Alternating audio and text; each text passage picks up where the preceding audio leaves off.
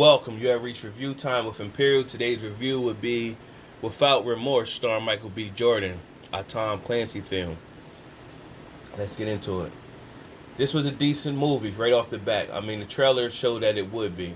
I think, in my opinion, this was like another audition to show why Michael B. Jordan should be the next Black Panther. If anybody's seen Black Panther, you've seen that he really didn't die. It showed it like he died, but they're able to take in, sit people on ice and use their vibranium and everything to keep people alive. And what they could basically do, he could be in a tomb somewhere where they deprogramming his hate. And a lot of people thought, that's not really in tune to the characters. Felt as though Chadwick Boseman, with his untimely death, and rest in peace to him, phenomenal actor, that the character Black Panther should die too. No, no one's bigger than the character. I mean, we had several characters that have been throughout the times of. We had several people play Spider-Man, Superman, all different type of roles. And what you do is you just let someone else become a character. Now, what happens is that T'Challa is the name of the Black Panther that Chadwick Boseman played. Now, what you do is let that character die, but you revive Michael B. Jordan's character Killmonger, and you let him now be the Black Panther, since this is his birthright. But he's deprogrammed to. I think it'd be a good move. I think he could pull it off. But let's get into this movie. So you have Michael B. Jordan, of course, is the star. He plays as John Kelly. His wife is Lauren Lennon. She plays as Pam Kelly. She doesn't have a real long role, even though that she plays as his wife. Jodie Turner Smith plays as Pam Grier. I said Pam Grier, Karen Grier, as that's like John Kelly's Roland. You have Guy Pearce plays as Security Clay. Brett Gelman plays as Victor Roquel. Jamie Bell plays as Robert Ritter. Coleman Domingo plays as Pastor West, and Coleman Domingo plays in Fear the Dale as Strand. And you have Lucy Russell plays as the CRA director. Now, Guy Pearce, from the first movie I can recall seeing him in was a movie called The Count of Monte Cristo, and he was he was a greaseball in Count of Monte Cristo, and that's a good movie. But he was a greaseball in that movie, so I've always seen him in roles where he plays as a greaseball, and so he's the same character in The Count of Monte Cristo. He's the same character in this. Now, you don't know that right off the bat, but as soon as I seen him, I said, "Yo, every movie he playing, he's a greaseball." So, but the way the movie plays out, you wouldn't know that he's actually going to turn out to be a greaseball. So, the movie starts off. It has a little feel of Hard to Kill with Steven Seagal, and the movie Commando with Arnold Schwarzenegger has a little feel of that. Now, the reason why I say it has a little of that feel is because at the beginning of the movie Commando with Arnold Schwarzenegger, his special ops group all was being taken out at the beginning of the movie. And then when it finally got to him, they had problems. So, in the movie Hard to Kill, of course, his wife got murdered and they shot him up, but he ended up living. So that's why I say the correlation of those two movies. Now, this movie starts off, John Kelly and his crew, and Ritter is part of the crew, and they got a special ops group, and they don't know it's Russian. They're dealing with some Russians, and they got like military weapons, but they don't tell John Kelly and his crew what's really going on. They don't tell him the full story. So he's pissed that Ritter, one of his guys, got killed in that special ops, and so Karen Grier was kind of looking at John like, chill, and he like, nah, he should have told us. But Robert Ritter was pretty much withholding information. So you think he's a slime ball the whole movie, and then they get back, and everybody's going to life, and then that's when the special ops group got picked off. You find out that John is not going to go on another tour with his crew. He's going to stay home, be a dad. His wife is pregnant. They're chilling with the pastor. He's basically saying he's found a whatchamacallit, a security job, and that's what he going to do.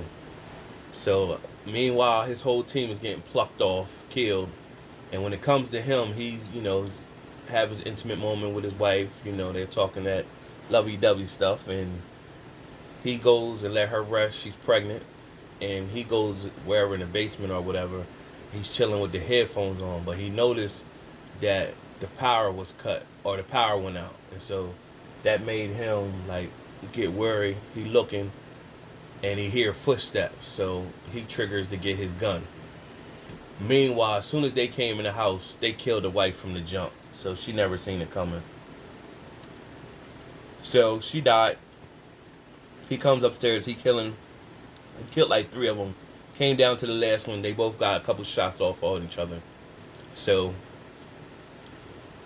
he crawled, but before the dude left, the dude got away. He tried to shoot him, but he ran out of bullets. So the dude got his strength and rolled out. Michael B. Jordan seen the face. John Kelly seen the face of the dude that got away. And so he crawled to his wife. By the time he got there, of course, she was dead. So, and then, of course, he was taken in, where they revived him. Karen came in, kept him underneath good care to heal. He came out of his little coma state and pretty much was like, it's one got away or whatever. And they didn't speak to, in the reports, they was only showing 3. But he said one got away, and he didn't kill the one that was in the room. One was already dead. So when Ritter came in speaking with the secretary, he didn't want to disclose the information with Karen Greer in the room. So you really thinking Ritter's dirty or whatever. So the secretary was pretty much like, nah, let Karen hear this. And so pretty much Karen heard it. She goes and tells John the information. So that sets him off. He goes into his house. Inside of his water heater, he got all his like Army, Navy SEAL equipment hidden in there. He gets his stuff now. He got a name. He going to find that name. That's where you see where he's gasoline the whole car. He jump in the car getting the information. So he's on a war mission. Goes in, gets the information, and so he pretty much, they lock him up. He tells Karen, "Hey, tell the secretary he need to get me out of here. I got some information." So where they put him at, he killed the Russian guy that had the information. So where he's at, they put him in a Russian area. So he know they coming. So that's when you seen the trailer of him beating the dudes down. So pretty much it shows he know they ready to make a move on him in the cell. And so what he does is he turn the water on in his cell, let the water run so it can be real slippery when they come, and he wrapped his hand up and he's ready to go at him. So of course he beat them down. When the main people came, he pretty much told them like, yo, if somebody come in here, I'm gonna start snapping necks. And so they start gearing up, like it's gonna be like 30 of them. And then right when that happened, the U.S. Marshal showed up and gave him a phone, and it was Karen pretty much telling him he could trust the U.S. Marshal. And so he came out, and they took him to like an off-site. And so the secretary was basically like, what information you know? And so he said the name Victor, and he pretty much, when he said that, they all looked at each other. So when he said Victor Rikoff, they all looked at each other pretty much like, well, how would he know that name? You know what I'm saying? So that's where he knew information. So they was like, well, he was used to be CIA. Now, he's playing both sides, and he's saying that's the one who killed my wife. And so they knew where he at, and they wanted to go get him. And so Karen was pretty much saying John is not suited to go. You know what I mean? Because she know he want revenge, and he ain't trying to bring dude back for justice. The secretary stepped in and pretty much said, "Nah, he should be perfect to go. He's exactly what we need for this mission." So of course, when they get on the plane, Ritter is there. Ritter automatically tells them he's not going on the plane. So you looking at Ritter. This is another greaseball. Of course, the plane gets shot down, and they make it out. And when they see where Ritter is, they find out Ritter's getting information, but John almost kills Ritter, almost choked him out. And he was like, Ritter's pretty much like, hey, I'm not the enemy here. But of course, John don't believe him. So they find out where Richter Rikolov is, and they find him. When they finally get to him, he pretty much saying that it was nothing personal with John. It's just they set us up. They play games with us, and we think we fighting for one thing, but we're really fighting for something else, and it's all part of the game. And he was strapped to a bomb, so he pretty much blew himself up. So they in the building, he blew himself up, and he pretty much said the hit came from DC or whatever he looking at. So now everything start to play, uh, play in their heads like what's going on here. So they in this building over in Russia, and they trapped in the building, the circle. They got a sniper hitting them. So John pretty much like, listen, when I go back, they telling me I'm gonna be in prison anyway. So listen, I'm gonna make a distraction. I'm gonna go on the roof, make a distraction, and I'm gonna let y'all get away, or whatever. And so he goes and do that. He make a big distraction. They trap him up top of the roof.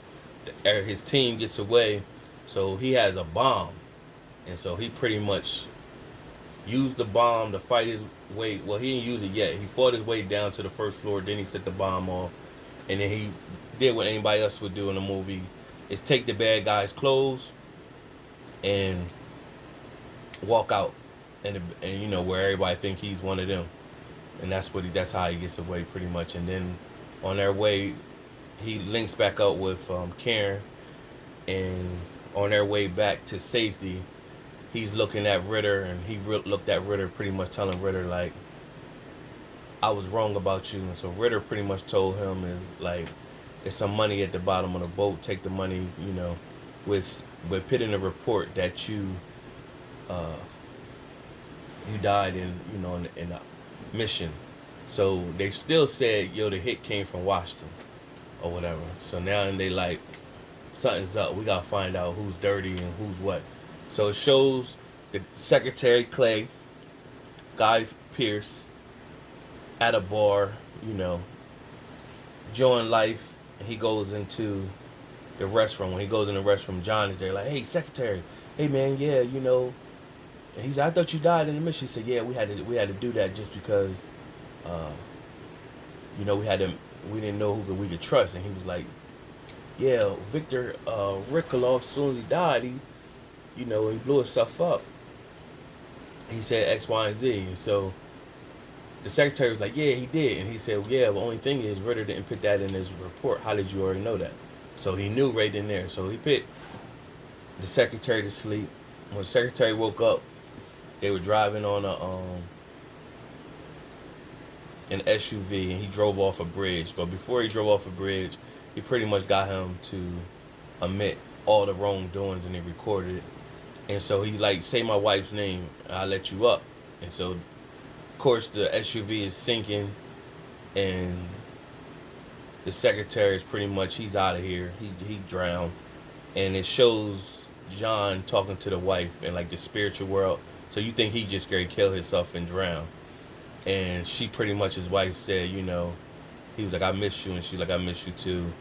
And she pretty much was like, it's okay. And she basically telling him like, basically live on. And so it shows his homegirl Karen is Rolly through the whole, she comes in with the to swim down and get him out of the SUV, and it shows him getting the recording that he had. And so you see where, Navy SEALs is good swimmers. They taught to breathe good underwater, so that's how he was able to survive that long while. And so after that, it shows Ritter speaking to the director, playing the tape from the Secretary Clay saying everything. So they put on the news pretty much the secretary committed suicide or whatever, when you know he didn't. So it shows Ritter asked the director, "I need a favor." So they had a funeral for John Kelly, and what they did was they got him a new name. His new name is John Clark. And so when he got the new name, his homegirl Karen pretty much was like, "Hey, you know, don't be a stranger now that you're a new person." So it shows him leave. The credits go up. It comes back on for a post-credit scene, and it shows a year later. And it shows John Clark talking to Ritter. Ritter's now the new director. He was congratulating on a promotion, and pretty much what he told John Clark told Ritter, "Hey man, I've been thinking we need to start a new special ops group, and I'm gonna run it, and it's gonna basically be special ops. We all linked together from different parts of the world." And he was like, I need you to get me the meeting with the president." And then Ritter was like, "Oh yeah?" He's like, "Yeah." And he said, "I know you can pull it off pretty much." And he was like, "Hey John, I'm happy you back." And then of course John said, "I'm happy to be back." And that was it. So it was a good movie. 4-star rating system. I'm gonna give this a 3 out of 4 stars. I think it was a decent movie, and I think Michael B. Jordan will be a good candidate to play the new Black Panther. Subscribe to the channel, like the video, let me know what you think about the movie, or let me know what you think about Michael B. Jordan becoming the next Black Panther. Till next time.